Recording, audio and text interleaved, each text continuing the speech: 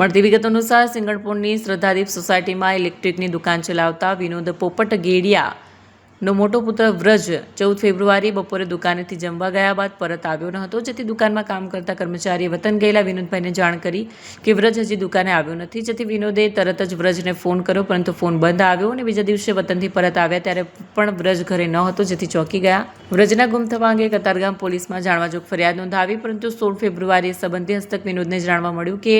14 ફેબ્રુઆરી એટલે કે વેલેન્ટાઇન ડેના દિવસે ભરીમાતા રોડના સેરેનિટી હોમ્સની યુવતી તેના પ્રેમી સાથે ભાગી ગઈ હતી, જેથી યુવતીના પરિજનો યુવકના મિત્રને પકડીને માર મારી રહ્યા હતા. ત્યારે વ્રજ પોતાના મોબાઈલમાં વિડીયો ઉતારી રહ્યો હોવાથી દિલીપ ધનજી ગોંડલિયાએ મોબાઈલ છૂટવીને નીચે ફેંકી દેતા ફોન તૂટી ગયો હતો.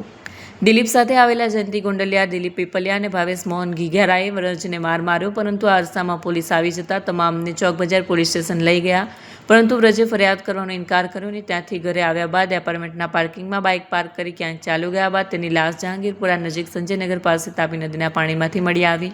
વ્રજના પિતા અને ગતરોજ ચોક બજાર પોલીસ મથકે પહોંચ્યા અને પુત્રના આપઘાત માટે ભરીમાતા રોડ સેરેનિટી હોમ્સમાં રહેતા